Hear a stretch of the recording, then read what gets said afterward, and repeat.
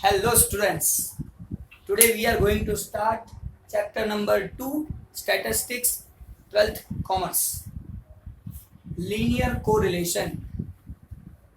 Now this chapter in your board examination is of 12 marks. Total you will get 12 marks from this chapter.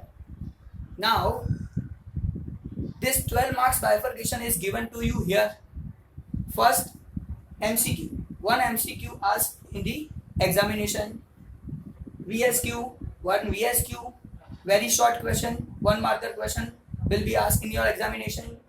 Third, short question, 2 marker question will be asked in your examination.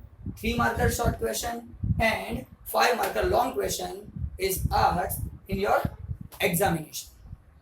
Now we are going to start chapter number 2 linear correlation, which is the very easiest chapter in whole statistics. Generally I tell every chapter easy chapter, but here this is really the easiest chapter. Now linear correlation, I start with the linear correlation heading. What do you mean by correlation? First we need to clear this thing. What is the meaning of correlation? Here word is given correlation. Now this word, what it means? So first thing, correlation means relation. Because of that, one person, one variable, one attribute changes, due to that other also changes. If there is arise this type of relation, then there is the correlation. If two are connected,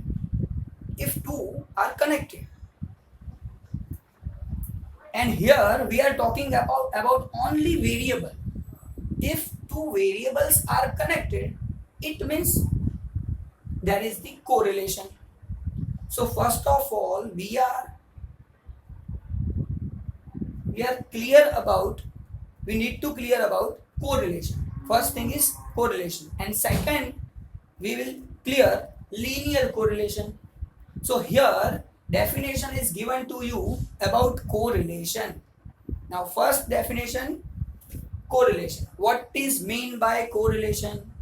Here for what situation we are telling about, that is the correlation. So first thing I read here, if there are simultaneous changes in the value of two variable. Important thing is variable. In this chapter correlation, here we are talking about the two variables. Again I repeat, if there are simultaneous changes in the value of two variable due to, here two variables are changing, but why changing? Which are the reasons? So here given due to direct or indirect cause and effect, due to direct or indirect cause and effect, then it is said that there is correlation between two variables. Now we are going to understand this whole correlation definition. Here many important words are given, that is here two variable. Now what is meant by variable? Second question arises, due to reasons. Which are the reasons of changing? Which are the reasons of this changing? Due to direct or indirect cause and effect. Whatever change is done in any variable, there is some reasons. There is always some reasons. Now that reasons are called cause. And same way, because of that reason, other variable also changes. That is the effect of that cause. So these things we are understanding by one example. Suppose मैंने किसी को चाटा मारा और एक person को मैंने चाटा मारा, उसकी वजह से किसी और को बुरा लगा, बहुत बुरा लगा. हाँ, बुरा तो लगना चाहिए, मैंने अच्छा काम थोड़ी किया है. किसी को मैंने चाटा मारा, वो अच्छा काम नहीं है, तो सामने वाले को बुरा ही लगना चाहिए. इसका मतलब वो बुरा लगा, तो एक पर्सन की वजह से दूसरे पर्सन को बुरा लगा, इसका मतलब दोनों के बीच में कोई रिलेशन तो था, वरना बुरा क्यों लगता. और इसीलिए वहां पे रिलेशन था, दोनों के बीच में कोई रिलेशन था, यानी को रिलेशन है. वहां पे दोनों के बीच में को रिलेशन है. कैसा है वो बाद में बात करेंगे, कैसा है वो बाद में बात कर रहे हैं हम लोग. लेकिन अभी क्या क्वेश्चन है कि मैंने एक को चाटा मारा, दूसरे को बुरा लगा, तो हाँ ऐसा होना चाहिए, पॉजिटिव. ये एग्जांपल आपको दे रहा हूं जो वो वेरिएबल का नहीं है, एक्सप्लेनेशन देने के लिए, आप लोगों को पता चले कि दोनों के बीच में रिलेशन है. अगर कोई और बंदे को मार रहा है, किसी और को मार रहा है जिसको आप नहीं जानते हो, तो उसको बुरा नहीं लगता, उसको कोई फर्क नहीं पड़ता. लेकिन अगर रिलेशन है तो बुरा लगेगा, वरना वो बुरा लगने वाला नहीं है. सेम सिचुएशन यहाँ पे है. तो मैंने एक को चाटा मारा, दूसरे को बुरा लगा, लगना चाहिए. अरे किसी को अच्छा लगा, साले को चार मारो और चार मारो. अगर ऐसा लग रहा है तो वहां पे भी रिलेशन तो है, दैट इज को रिलेशन. किसी का दुश्मन होगा इसलिए बुरा लगा, अरे उसको अच्छा लगा, और अच्छा लगा इसका मतलब वो गलत बात है. तो यहाँ पे दो टाइप के रिलेशन आपको एक्सप्लेन, ये दो टाइप के रिलेशन एक्सप्लेन करने के लिए ही ये एग्जांपल दे रहा हूं. यहाँ पे दो टाइप के रिलेशन होते हैं, एक होता है पॉजिटिव रिलेशन, दूसरा होता है नेगेटिव रिलेशन. लेकिन अगर कनेक्टेड है तो ये पॉसिबिलिटी है, वरना कौन सी पॉसिबिलिटी, वरना कोई पॉसिबिलिटी नहीं. कनेक्शन है, कनेक्शन का मतलब को रिलेशन है. चैप्टर का नाम सीख रहे हैं, लीनियर को रिलेशन, उसमें से मैं सिर्फ आप लोगों को सिखा रहा हूं को रिलेशन. को रिलेशन का डेफिनेशन जिसमें लिखा हुआ है कि changes in two variable. Now correlated variables, due to one other will be change. और एक की वजह से दूसरे में चेंज हो रहा है, वही तो यहाँ पे दिखाना है. इसका मतलब वो को रिलेटेड हैं, एक दूसरे के साथ कनेक्टेड हैं, इसका मतलब ये होता है. So here changes in the value of two variable. Now which are the reasons of changes. एक में चेंज हुआ, इसकी वजह से दूसरे में चेंज हुआ. एक को लाफा मारा, एक को मैंने चाटा मारा, इसलिए दूसरे को इफेक्ट हुआ, उसको बुरा लगा, यानी वो पॉजिटिव है कि हाँ गलत हुआ, उसको बुरा लगना चाहिए, यानी वो पॉजिटिव है. लेकिन गलत हुआ, उसको अच्छा लग रहा है, यानी वो नेगेटिव इफेक्ट है. वो दोनों के बीच में नेगेटिव रिलेशन है, ऐसा शो करता है.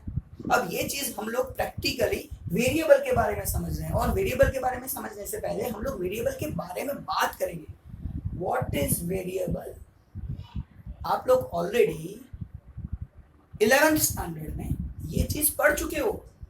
वेरिएबल क्या है, एट्रीब्यूट क्या है, ये आप लोगों को पता होना चाहिए.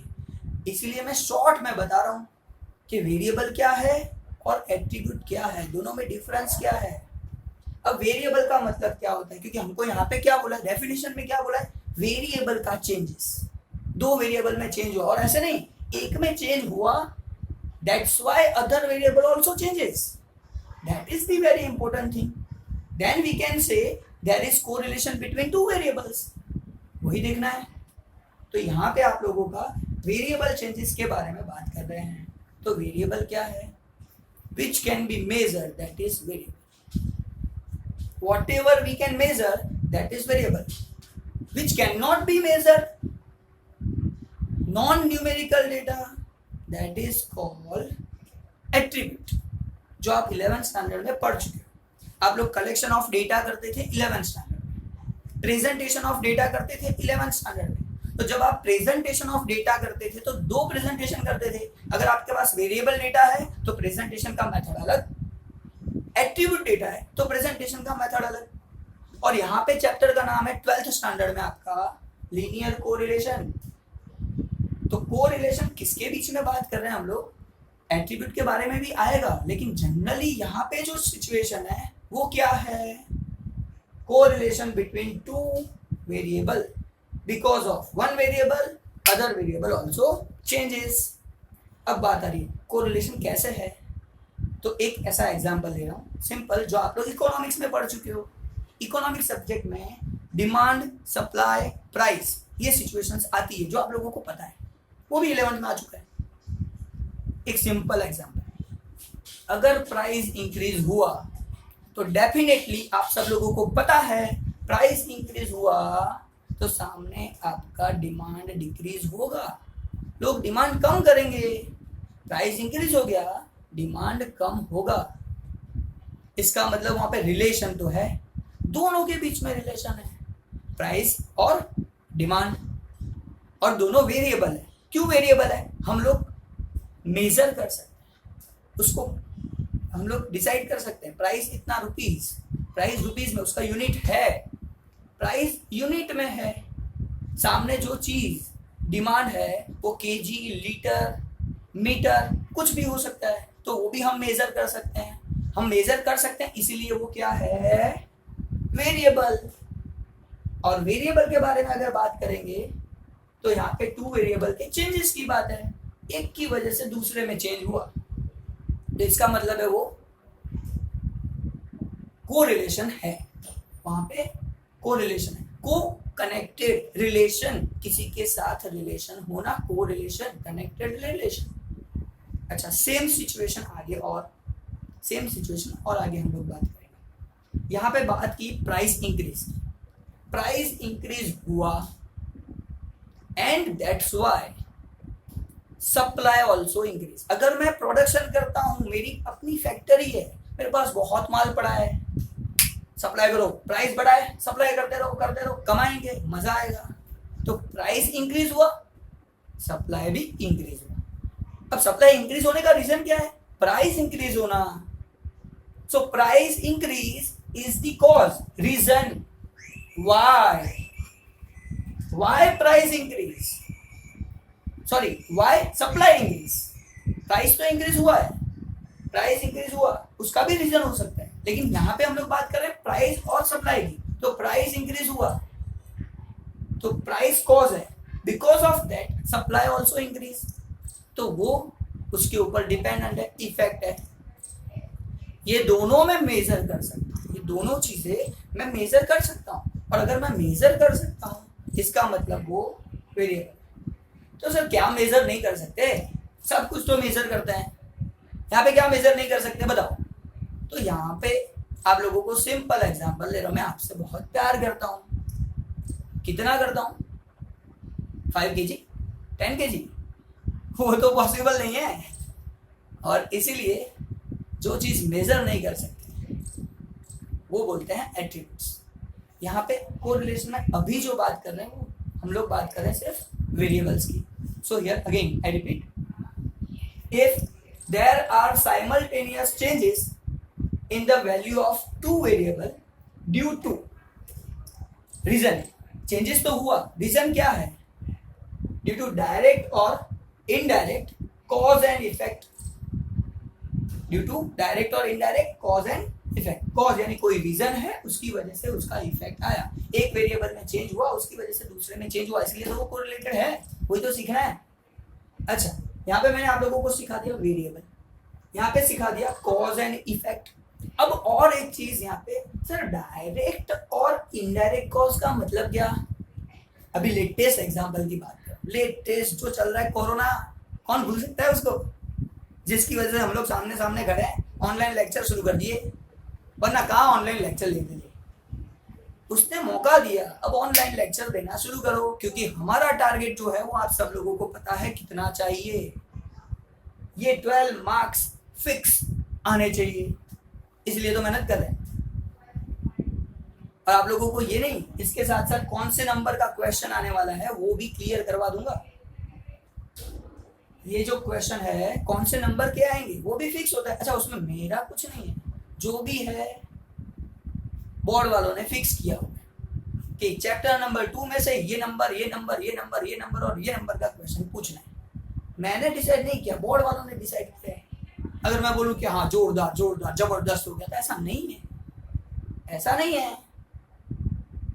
बोर्ड वाले बोलते हैं, बोर्ड में दिया गया है कि ये क्वेश्चन क्वेश्चन ये नंबर पे आने वाला है, इसलिए वो वही नंबर पे आएगा, वो चेंज होने वाला नहीं।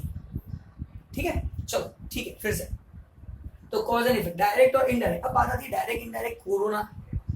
अब कैसे समझो, मैंने लेक्चर लेना शुरू किया, ऑनलाइन लेक्चर लेना शुरू किया, रीजन क्या है, व्हाट इज द रीजन, क्यों शुरू किया, डायरेक्ट इफेक्ट कौन सा है और इनडायरेक्ट इफेक्ट कौन सा है। तो ध्यान से समझना मेरी बात को। नरेंद्र मोदी जी ने कल डिक्लेयर किया कि एक्सटेंशन होगा, परसों डिक्लेयर किया कि एक्सटेंशन होगा, लॉकडाउन और एक्सटेंड होगा। तो लॉकडाउन एक्सटेंड हुआ, इसीलिए मैंने यहाँ पे लेक्चर लेना शुरू किया। ऑनलाइन लेक्चर स्टार्ट कर दो, और कोई ऑप्शन नहीं है, स्टूडेंट्स का लॉस नहीं होना चाहिए। और इसीलिए ये है डायरेक्ट इफेक्ट। लॉकडाउन की वजह से मैंने ऑनलाइन लेक्चर देना शुरू किया, किसकी वजह से, लॉकडाउन की वजह से। So direct effect, lockdown period increase, my online lecture starts. So here correlation between lockdown period and online lecture. जब तक इंक्रीज होता रहेगा ऑनलाइन लेक्चर होते रहेंगे। तो ये है हमारा लेटेस्ट एग्जांपल, डायरेक्ट इफेक्ट। अब बात आती है इनडायरेक्ट इफेक्ट। मेरे लेक्चर यहाँ पे इंक्रीज हुए, उसका डायरेक्ट रीजन है क्या, डायरेक्ट रीजन क्या है, आप सब लोग बता सकते, सिंपल, लॉकडाउन पीरियड इंक्रीज। अच्छा, इनडायरेक्ट रीजन क्या, आप लोगों को समझ में आ गया होगा, कोरोना की वजह से तो लॉकडाउन इंक्रीज किया गया, जो बढ़ता ही जा रहा है, बढ़ता ही जा रहा है, और हमारे लेक्चर भी बढ़ते जाएंगे। तो कोरोना की वजह से डायरेक्ट मैं कनेक्टेड नहीं, कोरोना इंक्रीज होगा तो लॉकडाउन बढ़ेगा, लॉकडाउन बढ़ेगा तो मेरे लेक्चर्स बढ़ते रहेंगे। तो मेरा डायरेक्ट रिलेशन है लॉकडाउन के साथ, लॉकडाउन का रिलेशन है कोरोना के साथ, तो कोरोना बढ़ा इसलिए मेरे लेक्चर बढ़े। So with corona my connection is indirect. So direct और इनडायरेक्ट कॉज इफेक्ट। कॉज क्या है, कोरोना इंक्रीज होना, वो इनडायरेक्ट कॉज। लॉकडाउन पीरियड बढ़ा, डायरेक्ट कॉज। सपोज ऐसा मान लेते, कोई बोलेगा, कोई मुझे बताएगा कि सर क्या बता रहे हो, आपका डायरेक्ट रिलेशन है कोरोना के साथ, इनडायरेक्ट कैसे है। तो एक बात क्लियर करना चाहता हूं, अगर कोरोना बढ़ता है लेकिन नरेंद्र मोदी साहब बोलते कोई बात नहीं, आप लोग अपने तरीके से ध्यान रखना, लॉकडाउन नहीं बढ़ा रहा हूँ, इकोनॉमिकली लॉस हो रहा है, छोटे जो लोगों का लॉस हो रहा है, इसलिए मैं लॉकडाउन क्लोज कर देता हूँ, आप लोग जा सकते हो, लेकिन खुद ध्यान रखना। तो क्या मैं ऑनलाइन लेक्चर लेता, क्या नहीं लेता। तो कोरोना तो बढ़ा लेकिन मेरा ऑनलाइन लेक्चर नहीं होता, इसीलिए बोल रहा हूं मेरा डायरेक्ट रिलेशन किसके साथ है, लॉकडाउन पीरियड के साथ। इनडायरेक्ट रिलेशन किसके साथ है, कोरोना के साथ। तो यहाँ पे मैंने आप लोगों को दो चीजें क्लियर की, एक direct, indirect, cause and effect, reason why change arises in other variable, because of first variable changes, due to that other variable also changes. So cause effect relation, and relation may be because of direct, because of indirect. And here first definition I know must be clear by you. सब लोगों को समझ में आ गया होगा 100%, मुझे विश्वास है। और अभी हम लोगों का काम खत्म नहीं हुआ है। हमारा चैप्टर का नाम क्या है, लीनियर कोरिलेशन। हमने सिर्फ सीखा क्या, कोरिलेशन, बीच में रिलेशन तो है। हाँ, रिलेशन दो टाइप के होते हैं, सीखा, एक पॉजिटिव एक नेगेटिव। एग्जाम्पल बता रहा हूं, कोरोना बढ़ा, मेरा लेक्चर्स बढ़ा, पॉजिटिव रिलेशन, दोनों बढ़ रहा है। कोरोना कम हो गया, लेक्चर बंद, अब नहीं लेने की जरूरत है, चलेगा, सामने सामने बैठ के बात करेंगे ना। तो ये हो गया, मेरा कम हो गया, कोरोना कम, मेरा लेक्चर खत्म। तो पॉजिटिव रिलेशन है। नेगेटिव रिलेशन, पॉजिटिव और बात करता हूं, जो हमने डिमांड सप्लाई की बात की थी। Price increase, supply also increase, दोनों सेम हुआ, क्योंकि सप्लाई ज्यादा करना पड़ेगा ना, जितना प्राइस इंक्रीज, ज्यादा सप्लाई करो, ज्यादा बढ़ाओ, तो price increase, supply also increase. तो ये होगा आपका पॉजिटिव रिलेशन। अच्छा, price increase, demand decrease, demand कम हो गया तो दोनों के बीच में डिफरेंट रिलेशन आया, एक बढ़ता है तो दूसरा कम होता है, तो वो नेगेटिव रिलेशन। तो को रिलेशन होते हैं, दो टाइप के होते हैं, एक होता है पॉजिटिव, दूसरा होता है नेगेटिव। तो दोनों चीजों को हमको समझना है, जो हम समझ चुके हैं। तो को रिलेशन के बारे में आपका सब कुछ क्लियर, कोई भी डाउट नहीं होगा। अब मैं बात करूंगा आगे और एक टॉपिक की, लीनियर कोरिलेशन। अब एक सिंपल लॉजिक बता रहा हूं, अगर मैं बोलना चाहूं तो लीनियर यानी एक लाइन होता है, ऐसा बोल सकता हूं। लीनियर एक लाइन बना दे, ये लीनियर है। कैसे भी लाइन बनाओ, ऐसे बनाओ, ऐसे बनाओ, एक लाइन बनाओ तो वो लीनियर है। तो लीनियर का मतलब लाइन। अच्छा, दूसरे तरीके से आपको एक्सप्लेन करूं तो दूसरा होता है सेम प्रपोर्शन। एक एग्जांपल से समझेंगे आप लोगों को। ये लीनियर का जो बारे में है, लीनियर कोरिलेशन सिखाना है, उसमें लीनियर पहले सिखा रहा हूं। सेम प्रपोर्शन एक लाइन में होना, सेम प्रपोर्शन में होना, इसका मतलब होता है लीनियर। अब बात करते हैं कैसे लीनियर सर, कैसे देखते हैं। सिंपल एग्जांपल से ले रहा हूं, सिर्फ एक्सप्लेनेशन देने के लिए, जैसे आपको लीनियर का पता चल जाए बस। कोई चीज है जो मैं 100 रुपीज में 1 kg परचेस करता हूं,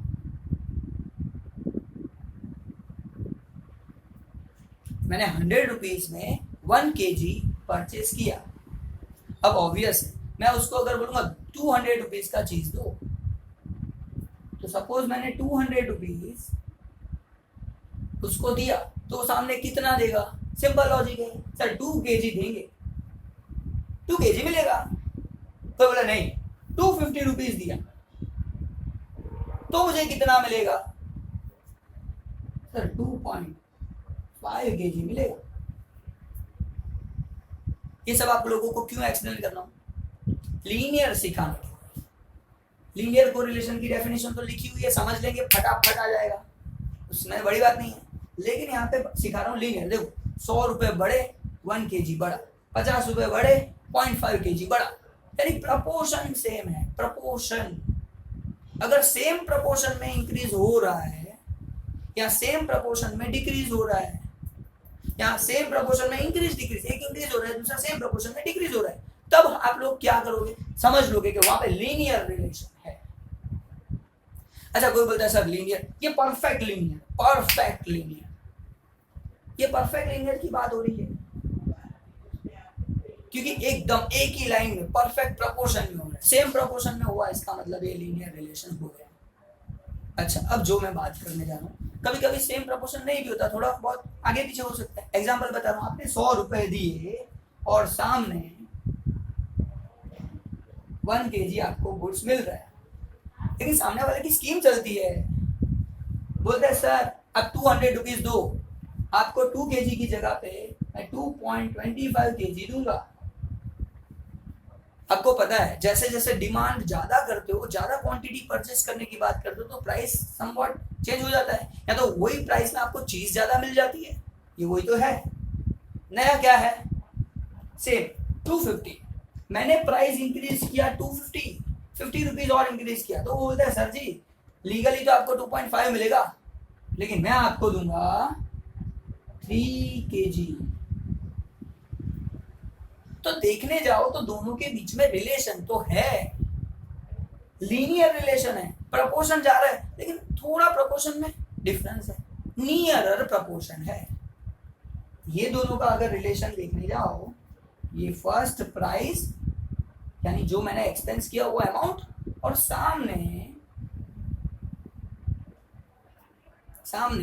आपका क्वांटिटी यूनिट रिसीव, ये दोनों का अगर रेशियो देखोगे तो रेशियो अलग अलग है। हाँ, लीनियर रिलेशन तो है, लीनियर जैसा है, नियरर है, यानी उसको भी आप लीनियर बोल सकते हो। परफेक्ट लीनियर नहीं, लेकिन लीनियर है। ये परफेक्ट लीनियर, जितना प्रपोर्शन सामने इंक्रीज हो रहा है उतना ही सामने इंक्रीज हो रहा है, यानी ये परफेक्ट है। तो फिर से हम लोगों ने यहाँ पे बात की थी, कोरिलेशन 2 टाइप के होते हैं, एक होता है पॉजिटिव, दूसरा होता है नेगेटिव। और यहाँ पे बात कर रहे हैं कि प्रपोर्शन लीनियर कोरिलेशन, लीनियर यानी एक ही लाइन में कोरिलेशन हो। इसका मतलब ये होगा कि अगर सेम प्रपोर्शन में हो रहा है यानी परफेक्ट रिलेशन, तो यहां पे मैं लिखूंगा ये दोनों का जो रिलेशन है, ये अमाउंट एक्सपेंडिचर जो मैंने किया वो और सामने जो यूनिट मिले वो, ये रिलेशन परफेक्ट रिलेशन, ये रिलेशन आपका परफेक्ट रिलेशन है।